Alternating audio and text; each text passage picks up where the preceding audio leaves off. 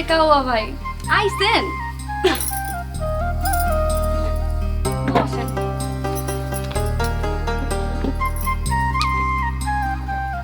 এটা কেমন কথা? আমার কাওয়া ডাকতেছো কেন? একটু তো লজ্জা শরম করো। কাওয়া ডাকবো না? এই জীবনে শুনছেন কেউ কাওয়া পুষে? শুনছেন কোনোদিন?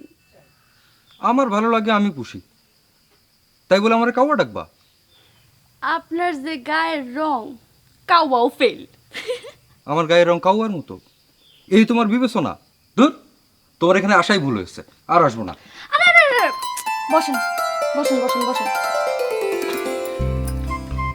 রাগ করেন কেন? হ্যাঁ, একটু মস্কারা করলাম, নাকি আপনার লোকে মস্কারাও করা যাবে না?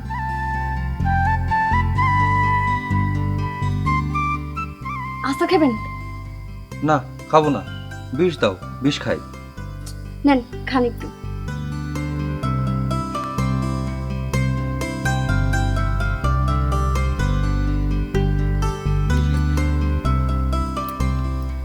একটা শিলুক ভাঙেন তো।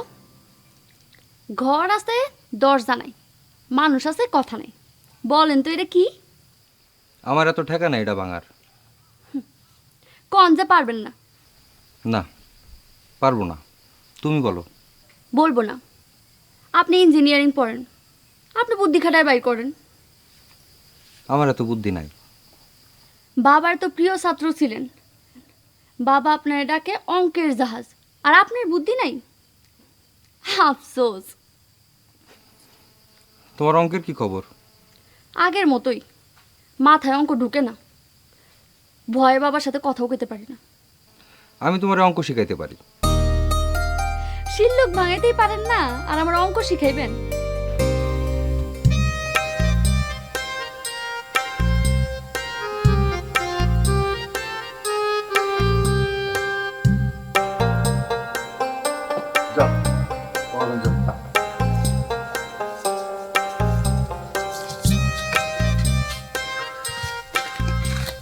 মা নুন না বেগম,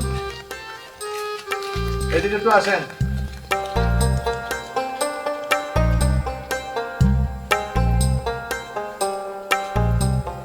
কি ব্যাপার, তুই সারাদিন আমার থেকে এরকম পালি পালি বাড়াস কেন? বিষয়টা কি? তুমি খালি অঙ্ক লয়ে কথা কও। অঙ্ক আমার ভালো লাগে না, অঙ্ক আমি ভয় পাই। এইটা একটা কথা বললি মা? লোকে আমারে ডাকে মুসলমান যাদব, আর আমার মেয়ে অঙ্ক ভয় পায়। আমার তো লজ্জা মরে যেতে ইচ্ছে করে। তোর কি ভালো লাগে বলতো মা? আমার কবিতা ভাল লাগে, শিল্লুক ভাল লাগে। এইগুলো মনে রাখিস কেমনে? কি সুন্দর কবিতার মতো ছন্দে ছন্দে পড়া যায়, মনে থাকে। একটা শিল্লুক বলি, ভাঙাতে পারবা? বল। আকাশ হইতে পড়ল বুড়ি, খাতা বালিশ লইয়া, সেই বুড়ি কথা কয় কোলার মাঝে বইয়া। পারবো না মা, আমার অত বুদ্ধি নেই। তুমি আর তোমার প্রিয় ছাত্র কারোরই বুদ্ধি নেই। আচ্ছা যাক, করিম, তুমি আমাদের সাথে দুপুরে খাও। জি স্যার। দুপুরে খাওয়ার ব্যবস্থা কি মা? খাবার রেডি আছে, তোমরা হাত মুখ ধুয়ে আসো।